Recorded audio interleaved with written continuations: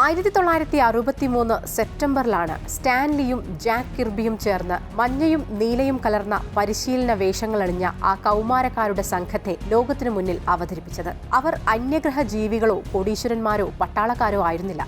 മറിച്ച് കൗമാരപ്രായത്തിൽ ലഭിച്ച അസാധാരണമായ കഴിവുകൾ പേറുന്ന എക്സ് ജീൻ എന്ന ജനിതക വ്യതിയാനമുള്ള മ്യൂട്ടന്റുകളായിരുന്നു.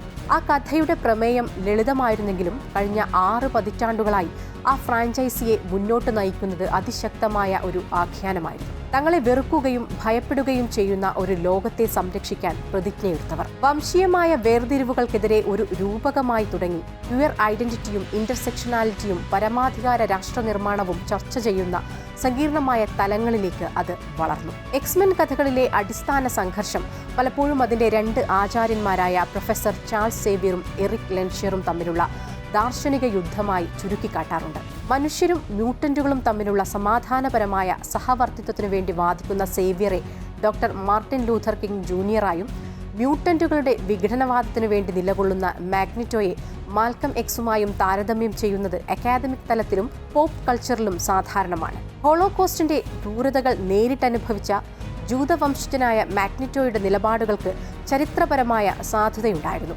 1975 ജയന്റ് സൈസ് എക്സ്മെൻ 1 പുറത്തിറങ്ങിയതോടെയാണ് ഈ കഥയ്ക്ക് യഥാർത്ഥത്തിൽ ഒരു അന്താരാഷ്ട്ര മുഖം കൈവരുന്നത്. സ്റ്റോം, നൈറ്റ് ക്രോളർ, കൊളോസസ് തുടങ്ങിയ കഥാപാത്രങ്ങളുടെ കടന്നുവരവ് അതിനൊരു മാറ്റം കുറിച്ചു. 60കളിലെയും 70കളിലെയും എക്സ്മെൻ വംശീയതയെക്കുറിച്ചാണ് സംസാരിച്ചതെങ്കിൽ 80കളിലും 90കളിലും അത് LGBTQ+ അനുഭവങ്ങളുടെ നിഷേധിക്കാനാവാത്ത അടയാളമായി മാറി. 2003 എക്സ്മെൻ യുണൈറ്റഡ് എന്ന സിനിമയിൽ ഐസ്മാൻ തന്റെ മാതാപിതാക്കളോട് താനൊരു മ്യൂട്ടന്റ് ആണെന്ന് വെളിപ്പെടുത്തുന്ന രംഗം ഇതിന് ഒരു ഉദാഹരണമാണ്.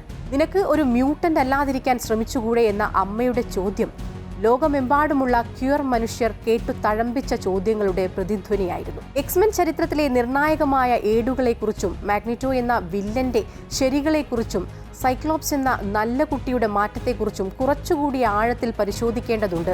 എക്സ്മെൻ ചരിത്രത്തിലെ ഏറ്റവും പ്രകോപനപരവും എന്നാൽ ചിന്തിപ്പിക്കുന്നതുമായ വാചകമാണ് മാഗ്നിറ്റോ വാസ് റൈറ്റ്. അയാളുടെ രാഷ്ട്രീയം രൂപപ്പെടുന്നത് ഓഷ്വിറ്റ്സ് കോൺസെൻട്രേഷൻ ക്യാമ്പിലെ അനുഭവങ്ങളിൽ നിന്നാണ്.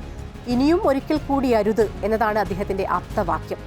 മനുഷ്യർക്ക് തങ്ങളിൽ നിന്ന് വ്യത്യസ്തരായവരെ ഉൾക്കൊള്ളാൻ കഴിയില്ലെന്നും അവസരം കിട്ടിയാൽ അവർ ന്യൂനപക്ഷങ്ങളെ ഉന്മൂലനം ചെയ്യുമെന്നും മാഗ്നിറ്റോ വിശ്വസിക്കുന്നു.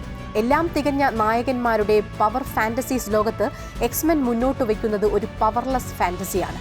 ലോകം മുഴുവൻ വെറുക്കുമ്പോഴും നമുക്ക് നമ്മുടേതായ ഒരു കുടുംബത്തെയും ലക്ഷ്യത്തെയും കണ്ടെത്താനാവുമെന്ന പ്രതീക്ഷയാണത്. സ്വന്തം അസ്തിത്വത്തിന്റെ പേരിൽ മാത്രം വെറുക്കപ്പെടുകയും ഭയപ്പെടുകയും ചെയ്യുന്ന മനുഷ്യർ ഈ ഭൂമിയിലുള്ളിടത്തോളം കാലം എക്സ്മെൻ വെറുമൊരു കോമിക് ബുക്ക് മാത്രമായിരിക്കില്ല, അതൊരു പോരാട്ടത്തിന്റെ ചരിത്രരേഖയായിരിക്കും. 2026 ഡൂംസ്ഡേ എക്സ്മെൻ കഥാപാത്രങ്ങളുടെ പൂർണ്ണമായ കടന്നുവരവിനുള്ള വേദിയാകും. പഴയ ഫോക്സ് യൂണിവേഴ്സിലെ താരങ്ങളും പുതിയ MCU താരങ്ങളും തമ്മിലുള്ള സംഗമം നടന്നാൽ അത് തിയേറ്ററുകൾ പൂരപ്പറമ്പാക്കും.